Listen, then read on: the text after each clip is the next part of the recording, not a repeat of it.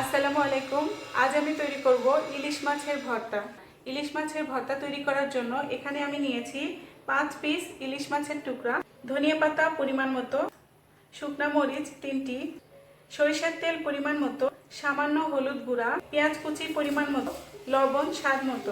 এখন প্রথমে ইলিশ মাছের টুকরাগুলোতে সামান্য পরিমাণ লবণ, সামান্য হলুদ গুঁড়া দিয়ে ইলিশ মাছের টুকরাগুলোকে ভালোভাবে মাখিয়ে নিব। এবার একটি প্যানে সামান্য পরিমাণ তেল দিয়েছি, আমি সয়াবিন তেল দিয়েছি। তেল গরম হলে এবার আমি মাছের টুকরোগুলো দিয়ে দিচ্ছি। মাছের পিসগুলো আমি প্রথমে সামান্য তেলে ভেজে নিব। ইলিশ মাছের পিসগুলো মুচমুচে করে ভাজার কোনো প্রয়োজন নেই, ভালোভাবে সিদ্ধ হওয়া পর্যন্ত ভেজে নিতে হবে। এক পাশ হয়ে গেলে আমি উল্টে দিব। লো মিডিয়াম হিটে ভাজতে হবে। এক পাশ হয়ে গেছে, আমি মাছগুলো উল্টে দিচ্ছি।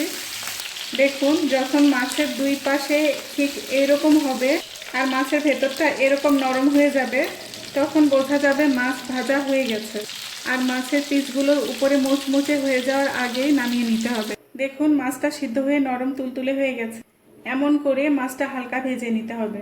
এখন মাছগুলো ঠান্ডা হওয়ার জন্য রেখে দিব, আর ঠান্ডা হলে আমি মাছের কাঁটা ভালোভাবে বেছে নিব।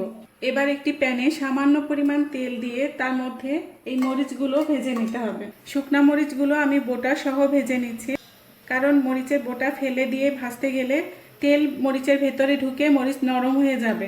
তাই মরিচটা যেন মুচমুচে হয়, এজন্য আমি বোটা সহ ভেজে নিচ্ছি। এবার প্রথমে ভাজা শুকনা মরিচ আমি বোটা ফেলে নিয়ে নিয়েছি, সামান্য লবণ দিচ্ছি। এবার মরিচটা ডলে নিতে হবে ভালোভাবে। মরিচ ভালোভাবে ডলে নেওয়া হয়ে গেলে তেল দিতে হবে। সরিষার তেল দিচ্ছি পরিমাণ মতো, পেঁয়াজ কুচি দিচ্ছি। পেঁয়াজ কুচিগুলো ভালোভাবে নরম করে ডলে নিতে হবে। ধনিয়া পাতা কুচি দিচ্ছি, ধনিয়া পাতা কুচিটাও নরম করে ডলে নিতে হবে। ভাজা ইলিশ মাছগুলো আমি ভালোভাবে কাটা বেছে ঝুরা করে রেখেছিলাম, দিয়ে দিচ্ছি। এবার ভালোভাবে মাখিয়ে নিতে হবে।